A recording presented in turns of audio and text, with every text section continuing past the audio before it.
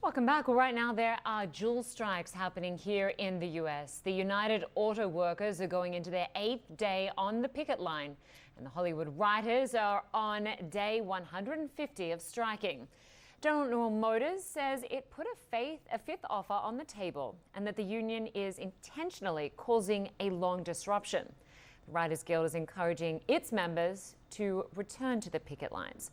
We have our team out covering all of these developments. Camilla Bernal is in Los Angeles covering the writers' strike, but I want to go first to our Vanessa Ukevich for the latest on the auto workers negotiation. Good to have you both with us.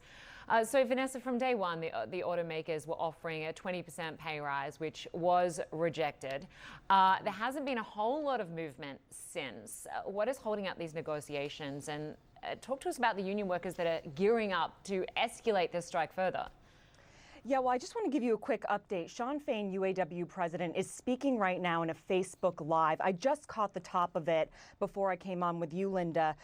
He says right now we think we can get there, meaning get to some sort of deals with these big three. That is very encouraging news, considering where we've been in terms of negotiations, not really moving forward. He says Stellantis and GM need some pushing, meaning need some pushing on what they're offering.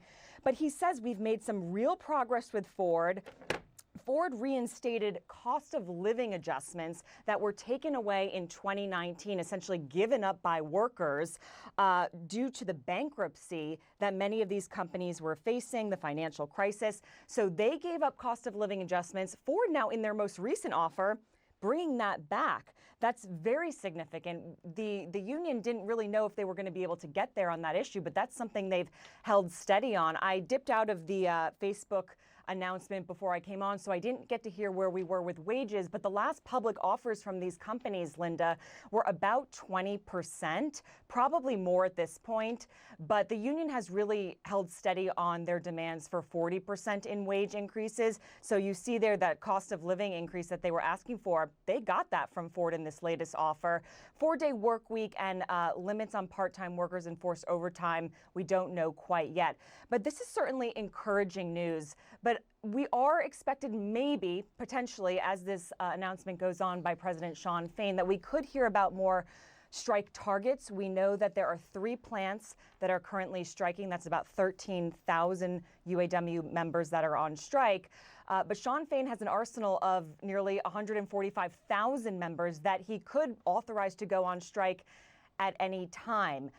If he does authorize additional strikes today, those walkouts will begin at 12 noon Eastern time. But so far, what I've heard, progress with Ford, GM, and Stellantis need a little pushing. But he says right now we think we can get there. That is the best news we've heard from the UAW president since these negotiations and strike began. Linda? Yeah, it certainly sounds more promising from their side. Good to have you with us on that story, Vanessa. I want to go to Camilla on the writers' strike. Camilla, this is a strike that's in its 5th month. But for the first time, we have been seeing this week executives meeting with union members. This is for the 3rd consecutive day today. Who is in this meeting, and what are the expectations for negotiations? Well, the expectations, I think, from the union are that the studios and the studio leaders get closer to their demands and what they're really asking for in terms of wages and in terms of artificial intelligence. But in the room today, we don't know exactly at what time they're going to start these negotiations, but you're going to have the union negotiators, but also the leaders of the 4 major studios. So you're having the heads of Warner Brothers Discovery, our parent company, Disney, NBC Universal, and Netflix. And just the fact that these 4 are in the room is very encouraging for a lot of the writers that I talked to. There was one writer that told me, look, I am optimistic, but cautiously optimistic, not just because these 4 are in the room, but also because they were there for hours yesterday and they're going to meet again today. The writer I talked to also told me, look, I understand that it's going to take a long time because we want those higher wages, specifically when it comes to residuals and streaming. And they're asking for it to be humans, the writers, to be writing and producing these scripts and not machines, not artificial intelligence. So there was still lot to work on last we heard, and so we'll have to wait and see what happens today.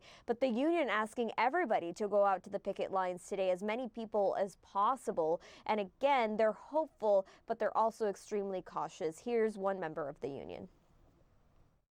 We all want the strike to be over. Of course we all do, but we are also determined to be out here as long as it takes to get the deal that we need to keep this industry going.